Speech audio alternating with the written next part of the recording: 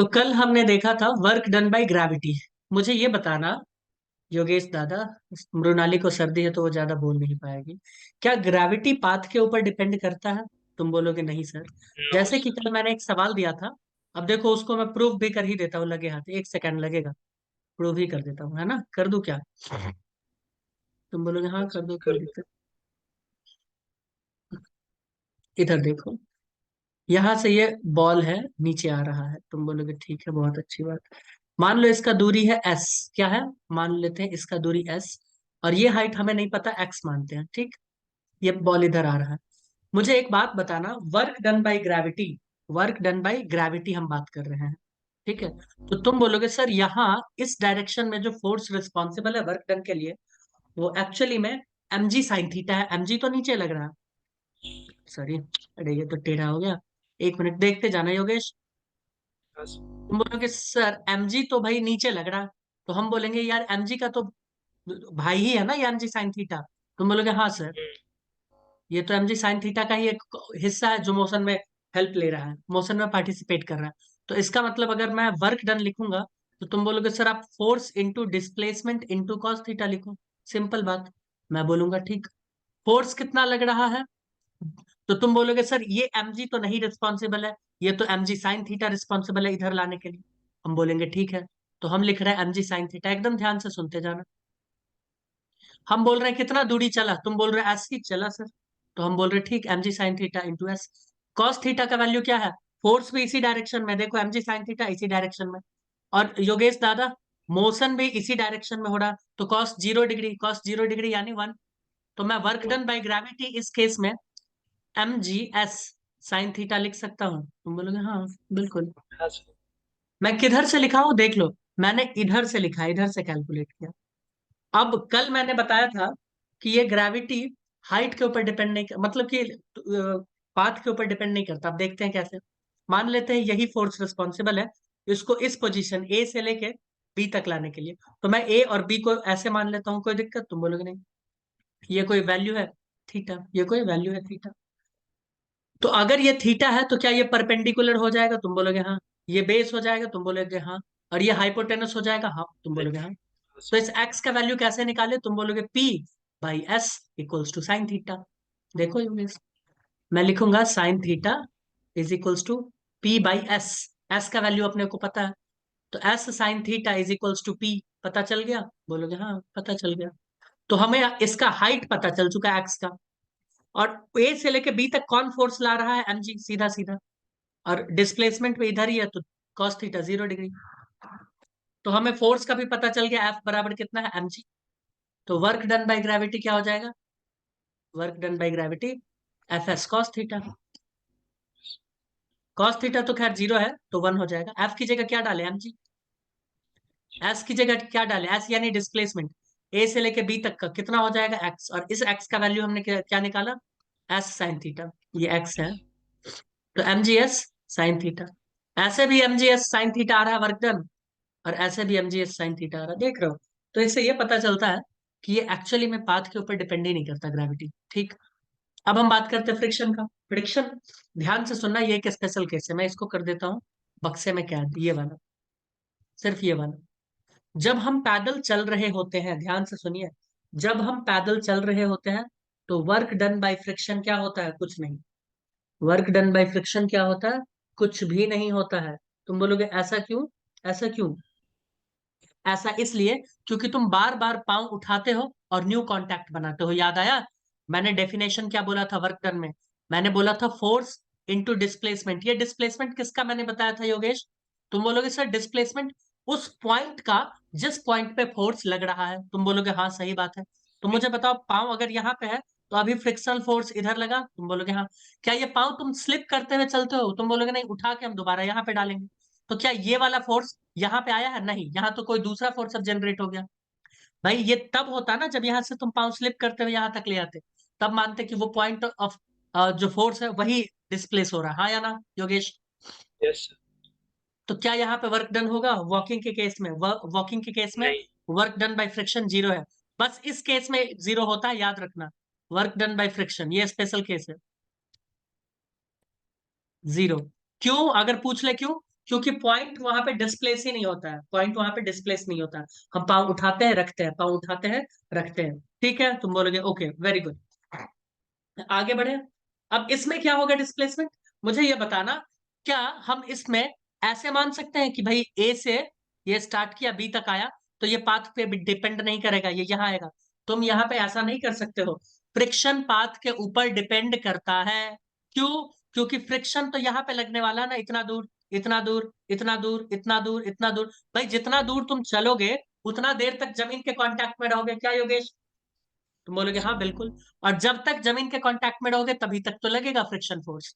तो यहाँ पे वर्क डन क्या होता है, और फ्रिक्शन फोर्स का वर्क डन यहाँ पे होता है नेगेटिव। तो work done is equals to होता है minus F R, frictional force into S, work done by F are.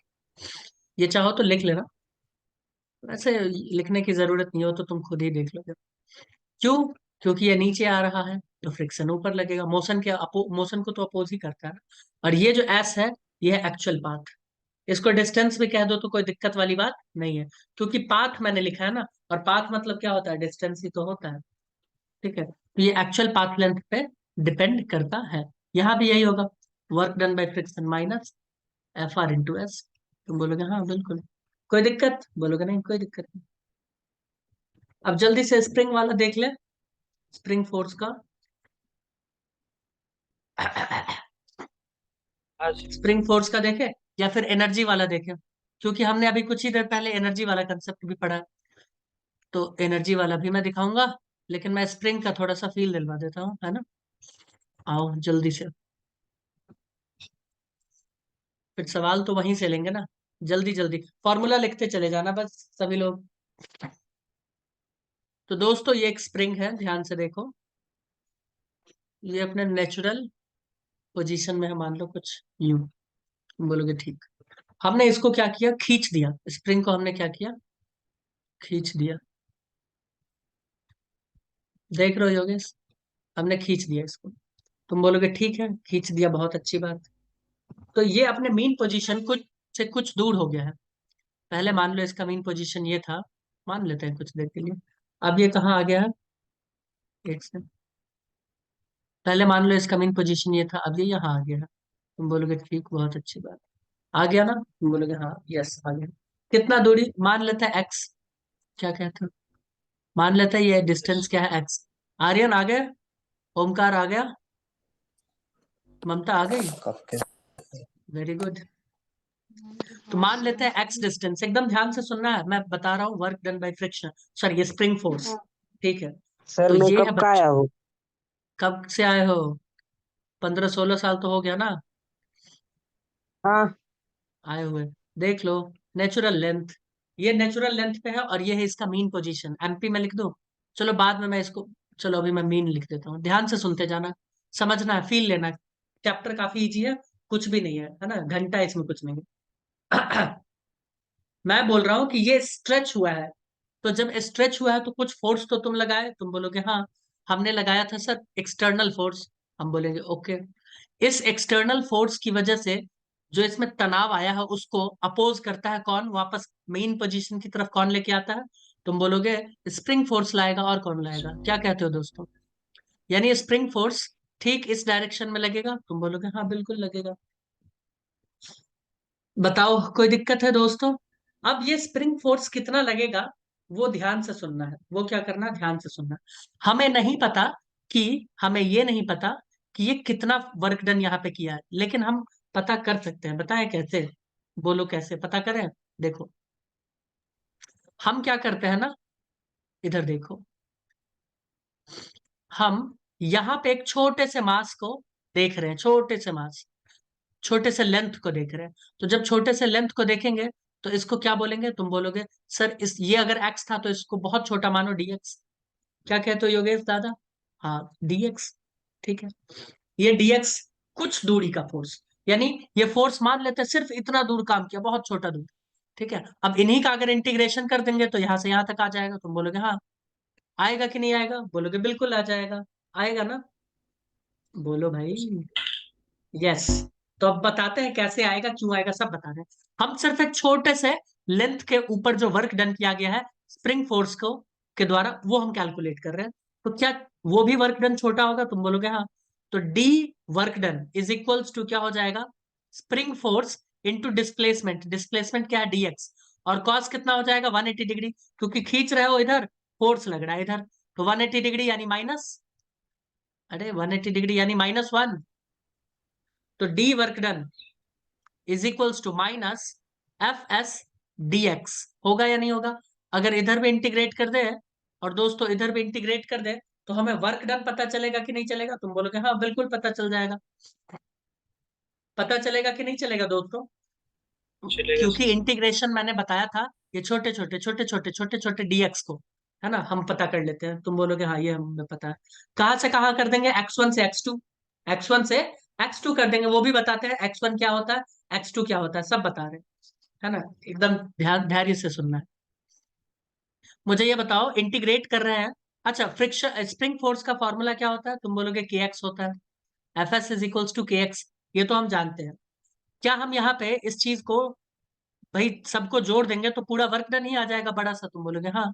तो मैं work done is equals to minus को बाहर निकाल दूं, तो मैं एफ एस की जगह के एक्स लिख दूं, इस एफ एस की जगह के एक्स डी एक्स लिख दूं। बोलो योगेश। बोलोगे हाँ लिख दीजिए, यस कोई सर। दिक्कत नहीं है।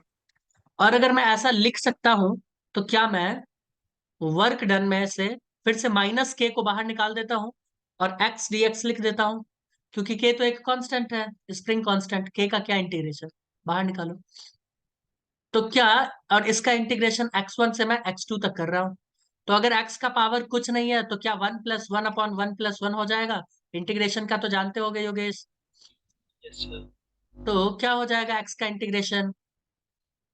तुम बोलोगे -के x² बाई 2, है ना, अपॉन x1 से x2। भाई कितने लोगों को ये समझ में आया कि मैंने कैसे इंटीग्रेट किया? रूल होता है ना, n का पावर अगर, सॉरी x का पावर अगर n है, तो n+1/n+1। तो यहाँ पे x का पावर क्या था? 1। तो 1+1/1+1, तो है ना x² अपॉन 2 आएगा ना? ठीक है। अरे आएगा ना, कोई तो कुछ बोल ही नहीं रहा। इस 2 को भी बाहर निकाल दो यस योगेश दादा। तो क्या मैं -k/2 लिख सकता हूँ? बोलोगे हाँ लिख दो। क्या इसमें कोई कोई तकलीफ वाली बात नहीं है ना। और इधर क्या हो जाएगा? x² कहाँ से कहाँ तक? x1 से x2 तक। अब वैल्यू क्या डाले भैया? x1 कहाँ? तो हम बोलते हैं कि अगर x1, अगर ये x1 है, मीन पोजीशन को अगर हम x1 मानते हैं, जो कि 0 हम लेंगे, तो x2 क्या हो जाएगा? ये x2 क्या हो जाएगा? ये x2 क्या हो जाएगा? ये हो जाएगा डिस्प्लेसमेंट। देखो नहीं समझे, एक मिनट हम बताते हैं। इधर इस पेज पे आओ। ये है स्प्रिंग। ये क्या है? स्प्रिंग। ये अपने नेचुरल पोजीशन पे है। तो क्या x1 इसका 0 होगा? मैं पूछ रहा हूँ, x मतलब है इलोंगेशन। अगर ये अपने नेचुरल पोजीशन पे है योगेश दादा, तो इसमें इलोंगेशन कितना है? जीरो। खिंचाई या दबाव कितना है? तुम बोलोगे 0 है। जीरो। अगर ये अपने नेचुरल पोजीशन पे है तो 0। तो मैं इसके नेचुरल पोजीशन मीन को बोल रहा हूँ। देखो, मैं इसको बोल रहा हूँ x, कहा गया, मैं इसको बोल रहा हूँ x1, और मैं इसको बोल रहा हूँ x2। तो x1 यानी कितना खिंचाव, ये बताना तो योगेश। जीरो। 0 भाई। x1 यानी मीन पोजीशन ही है, तो उसमें क्या खिंचाव, क्या सब 0 ही हो जाएगा। लेकिन x2 मतलब कितना खिंचाव? तुम बोलोगे हाँ यहाँ खिंचाव है ना, x है। यहाँ कितना x? तो क्या मैं इफ, देखो if x1 is mean, then x1 will be 0, है ना, and x2 will be x, photo के हिसाब से। तो यहां से आओ फॉर्मूला बनाते हैं। Work done is equals to -k/2। x1 तो 0 रख दिया, तो इसको डालने का मतलब ही नहीं। तो सीधा क्या हो जाएगा? x², है ना। क्या हो जाएगा? x2 का होल स्क्वायर। होगा कि नहीं होगा? बोलोगे हाँ। तो ये फॉर्मूला बन के आ गया। ये हमारा फॉर्मूला आ गया क्या? Work done by spring force, देख लो। Work done by spring force is equals to -1/2 kx²। इसको करना है याद। अरे स्टार कहाँ चला गया? बोलो, कोई दिक्कत है ममता? ये है वर्क नहीं डन सर। Bye spring. क्यों नहीं क्लास में टाइम पे आती हो? सर मैं सोई थी। पता है लोग तुम्हारे बारे में कितना गलत बोलते हैं कि अब ममता पढ़ाई लिखाई नहीं करती है, ये नहीं करती है, वो नहीं करती। हम नहीं बोलते, पब्लिक बोलती है भाई, पब्लिक बोलती है। सर हाँ सर हाँ, आपने मेरा स्टेटस देखा क्या? देखो ना, स्टेटस पे ममता है। देख लेंगे। तो ये फोर्स याद रखना दोस्त, इधर सुनो तो ओमकार, याद कहा गया, हाँ। याद रखना ये हमेशा नेगेटिव होगा। क्यों? क्योंकि योगेश दादा जब तुम स्प्रिंग को दबाओगे इधर, तो स्प्रिंग फोर्स फिर से उल्टा आएगा, आएगा कि नहीं? खींचोगे तो भी स्प्रिंग फोर्स उल्टा आएगा। तो ये तो हमेशा कॉस 180 ही बनाएगा ना। क्या कहते हो भाई? हाँ सर। तो ये ऐसे ही काम करता है। ठीक है, बताइए। हाँ सर। ठीक है, वेरी गुड। अब हम थोड़ा सा आगे की बातें करें दोस्तों। बताओ, हाँ सर। कुछ आगे की बातें करते हैं। इस समय तो कोई दिक्कत वाली बात नहीं है, होना ही नहीं चाहिए नहीं। इसमें तो, कोई दिक्कत वाली बात नहीं होना चाहिए। चलो अब हम लोग आगे की बात करते हैं। ये लिख लिए हो ना, क्योंकि ये लिखना बहुत जरूरी था। यस। वर्क एनर्जी थ्योरम क्या कहता है, तुमने पढ़ा था? Work energy theorem, theorem of, मतलब सारे थ्योरम का बाप है ये। All the forces, work done by all the forces किसके बराबर होता है? चेंज इन काइनेटिक एनर्जी, है ना? किसके बराबर होता है दोस्तों? Change in kinetic energy. क्या इसका कोई एक्सेप्शन है? हम्म। कोई एक्सेप्शन नहीं है।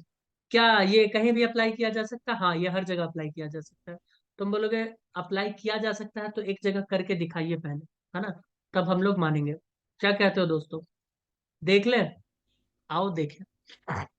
एक सवाल लेते हैं जानबूझ के इसको समझने के लिए, इस वर्क एनर्जी थ्योरम, हम्म। है ना? क्वेश्चन है, अंडर द एक्शन ऑफ, जल्दी से लिखना है। ये अच्छा क्वेश्चन है, क्योंकि इसमें इसको हम दो तरीके से सॉल्व करेंगे ना, एक लंबा सा मेथड और एक वर्क एनर्जी थ्योरम। ये काइनेमैटिक्स का सवाल है, इस वर्क एनर्जी पावर का है नहीं। Under the action of a force, under the action of a force, 2 kg body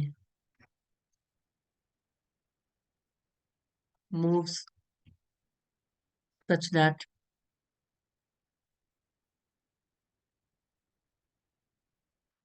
its position x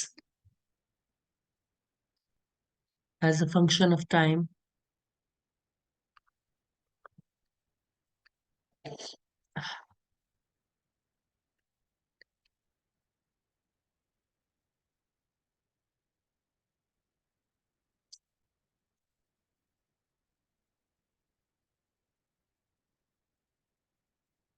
t²/3, है ना? अब पूछ रहा है द वर्क डन, हाँ। The work done X metre में है, टाइम सेकंड में है, कहने की जरूरत नहीं है ना? कुछ नहीं दिया हो तो स्टैंडर्ड यूनिट मानना है। ठीक है, क्वेश्चन में लिखा है, मैंने लिखा नहीं है जानबूझ के।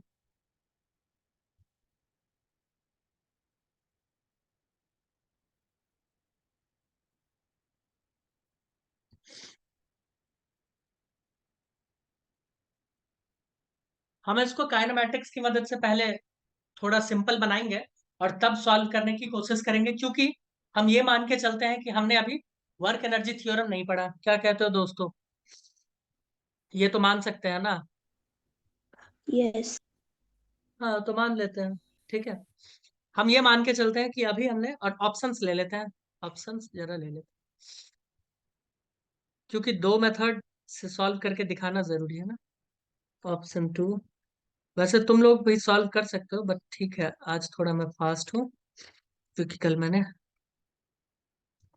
पढ़ाया नहीं था।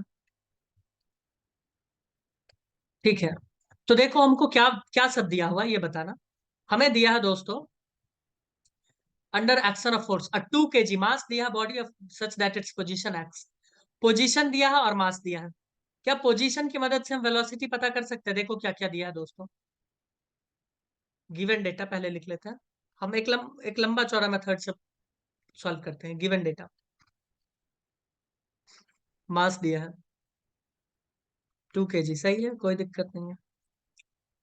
पोजीशन दिया है, पोजीशन फंक्शन ऑफ टाइम में दिया है, क्या है position? x is equals to t²/3। t²/3। ठीक है, t²/3। तो अपना दिमाग जो कहता है, ध्यान से सुनो, अपना दिमाग कहता है कि सर ये बहुत सिंपल बात है, इसमें आप ज्यादा दिमाग विमाग मत लगाइए। ठीक, एक काम कीजिए, काम ये कीजिए कि इसको dx/dt कीजिए, इससे आपको वेलोसिटी मिल जाएगा। हम बोले बहुत अच्छी बात है ना, तो कर दिया हमने। हमने किया t² का, है ना, dt²/3 का डिफरेंशिएशन dt के रिस्पेक्ट में, तो क्या आ गया?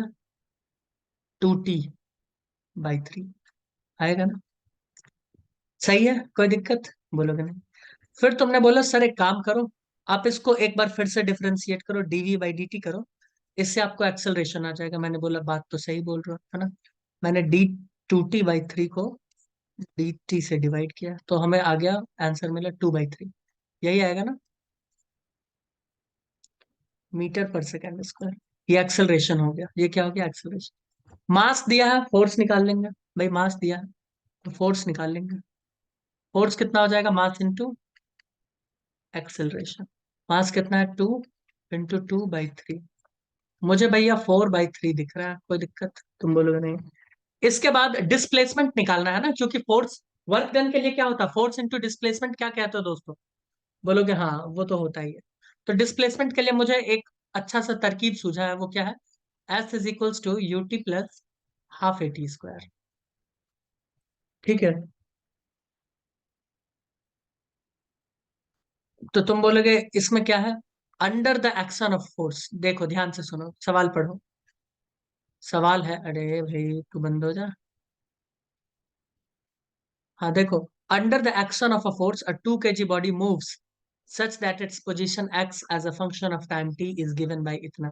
The work done by the force in first 2 second is। तो हम ये जानते हैं कि इनिशियली ये क्या था? रेस्ट पे, तभी फोर्स लगा और वो मूव करना स्टार्ट किया। हम बोले ठीक, तो इनिशियल इसका वेलोसिटी क्या रहा होगा? 0। इनिशियल वेलोसिटी क्या रहा होगा? 0। तो हम यहां से पता करते हैं इसका डिस्प्लेसमेंट।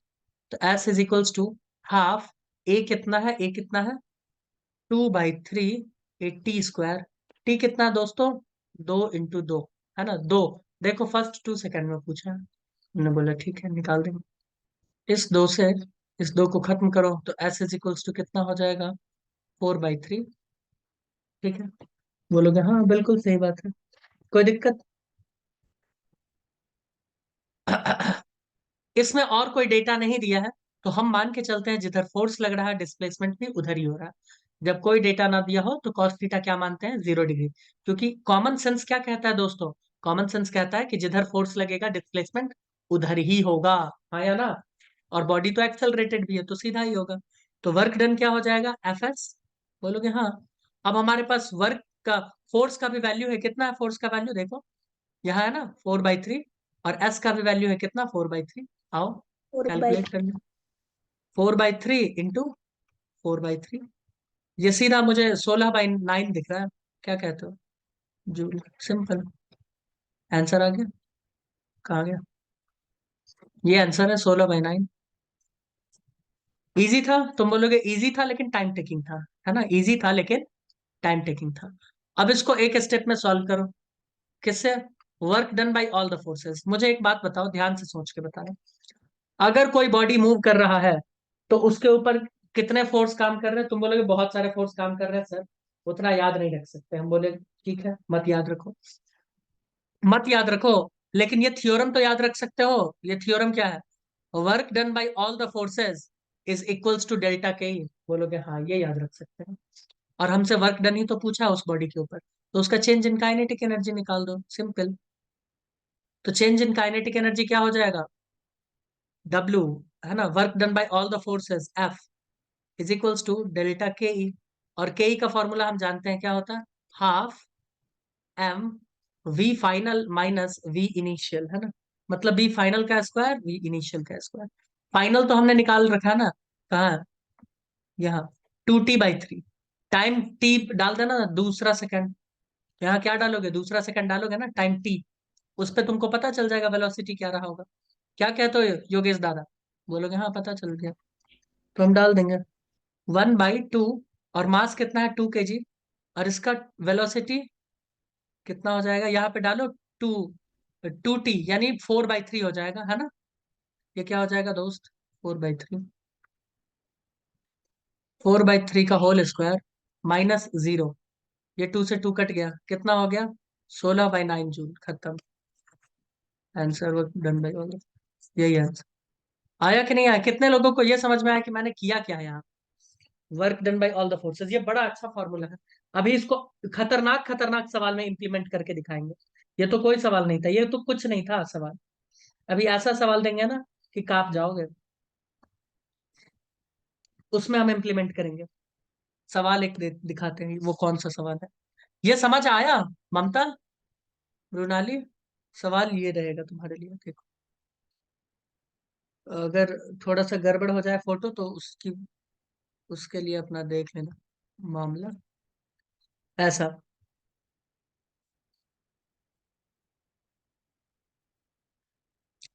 तुमसे पूछ लिया जाएगा बॉल यहाँ पे है तो इसका वेलोसिटी क्या होगा अगर कोई किसी को यहाँ से छोड़े। काफी इजी है, काफी इजी है, और अगर ये 4 मीटर हाइट है तो बताओ। ये 4r है, और ये एक रेडियस है इसका। फोटो थोड़ा गड़बड़ बन गया तो पूछेगा कि भाई आप उसका वेलोसिटी बताओ जब यहाँ पे था।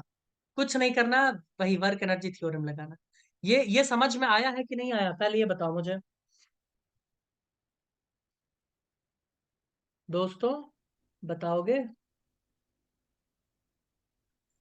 नहीं बताओगे तो एक सवाल लो, कोई कुछ बोल नहीं रहा। एक सवाल लो फिर जल्दी से। ममता, ठीक है सर। ममता, हाँ sir. How are you. I am fine sir.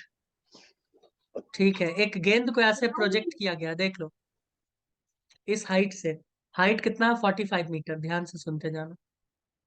ठीक है, हाइट कितना है 45 मीटर। मुझे ये बताओ, जब ये बॉल यहाँ पे गिरा, इस ग्राउंड पे यहाँ पे गिरा, तो इसका वेलोसिटी क्या था, जल्दी बताइए। एंगल ऑफ प्रोजेक्शंस भी दे देते हैं 30 डिग्री।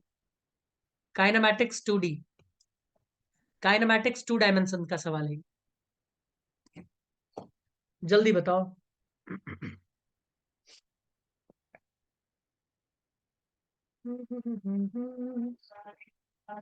बोलो दोस्तों, कुछ नहीं है ये सवाल, कुछ भी नहीं है। अगर काइनेमैटिक्स 2 डायमेंशन से बनाओगे तो बैंड बच जाएगा, और तुमको थीटा बीटा को भी कंसिडरेशन में लेना पड़ेगा। क्या मृणाली मैं गलत बोल रहा हूँ, तुमको ये थीटा भी कंसिडरेशन में लेना पड़ेगा। लेकिन अभी जो मैं बताने जा रहा हूँ उसमें कोई थीटा को कंसिडरेशन में लेने की जरूरत नहीं है। मुझे ये बताओ, ये बॉल यहाँ पे जब था, सभी लोग बताएंगे, ये बॉल जब यहाँ पे था और यहाँ से यहाँ आ गया, कौन से फोर्स की वजह से आया है। इसको कुछ इनिशियल ग्रेविटेशन। वेलोसिटी दिया गया है, इनिशियल कुछ वेलोसिटी दिया गया था, टेंशन मत लो मैं लिख देता हूँ। चलो कोई एक हाइपोथेटिकल वेलोसिटी ले लेते हैं, मान लो 10 मीटर, 10 मीटर पर सेकंड। हाँ, अब बताओ। तुम बोलोगे सर एक ही फोर्स की वजह से ये नीचे आ रहा है, और वो फोर्स का नाम है ग्रेविटी। क्या योगेश दादा मैं गलत हूं क्या। सर। सिर्फ और सिर्फ ग्रेविटी, और कोई फोर्स लग ही नहीं रहा। हम एयर ड्रैग को यहाँ पे नेग्लेक्ट कर रहे हैं। जब तक सवाल में दे नहीं तब तक लाना मत, ठीक है। कि सर एयर फ्रिक्शन भी तो लग रहा है, नहीं। इस बॉडी के ऊपर अभी एक ही फोर्स काम कर रहा है, वो है ग्रेविटी। क्या है, ग्रेविटी। हाँ एयर का भी फ्रिक्शन होता है, बट जब तक वो सवाल में मेंशन नहीं करेगा हम मान के चलेंगे ऐसा कोई चीज होता ही नहीं है, ठीक। बोलोगे ओके। तो work done by all the forces, ध्यान से सुनो। एफ मैं लिख देता हूँ, all the forces is change in kinetic energy पढ़े हैं क्या योगेश दादा, बोलोगे हाँ बिल्कुल। तो work done by all the forces में कौन सा फोर्स काम कर रहा है, सिर्फ ग्रेविटी। तो ग्रेविटी के लिए हम mgh जानते हैं, तुम बोलोगे हाँ। mgh is equals to half m v final का स्क्वायर माइनस v इनिशियल का स्क्वायर लगा दें, तुम बोलोगे हाँ लगा दो। तो मास मास तो भाई पहले फुर्सत में निकाल दो इसको। क्वेश्चन में मास दिया भी नहीं है, देख लो क्वेश्चन में मास दिया भी नहीं है। और यहाँ पे वैल्यू पुट करते हैं, जी की जगह हम डालते हैं 10 और एच की जगह कितना डालते हैं 45। तुम बोलोगे डालो, कोई दिक्कत नहीं है। उसके बाद हम क्या डालेंगे, हाफ की जगह हाफ डालेंगे और वी फाइनल हमें नहीं पता क्योंकि वही हमें निकालना है, वी फाइनल का स्क्वायर और इनिशियल का कितना 10 का स्क्वायर। तो मैं 100 लिख देता हूं इधर, तुम बोलोगे हाँ लिख दो, कोई दिक्कत नहीं है। ये 45 को इधर 2 से मल्टीप्लाई कर देंगे तो कितना हो जाएगा 45, 90 इंटू 10 900 हो जाएगा इधर। तुम बोलोगे हाँ, क्योंकि ये 450 है ना, 450 into 2 900, 900 is equals to V F का स्क्वायर माइनस 100। तुम बोलोगे हाँ, होगा कि नहीं होगा। ये 100 इधर आएगा तो प्लस हो जाएगा, तो V F square is equals to क्या हो जाएगा 900 प्लस 100, यानी सीधा 1000 लिखे क्या। तुम बोलोगे हाँ लिखो 1000 लिखो, 1000। और V F is equals to क्या हो जाएगा अंडर रूट 1000, 1000 और अंडर रूट 1000 यानी क्या हो जाएगा 10√2, सॉरी 10√10 हो जाएगा, 10√10 मीटर पर सेकेंड हो गया। अब चाहो तो अपना जो काइनेमैटिक्स 2 डायमेंशन पढ़े उसकी मदद से भी सॉल्व करके आप लाना, यही आंसर आएगा, यही आंसर आएगा, कुछ भी अलग नहीं आने वाला, कुछ भी अलग नहीं आने वाला। और भी खतरनाक खतरनाक सवाल चुटकियों में सॉल्व होता है, ठीक है। तो हम उसको सॉल्व करने की कोशिश करेंगे। आइए मिलते हैं नेक्स्ट क्लास में।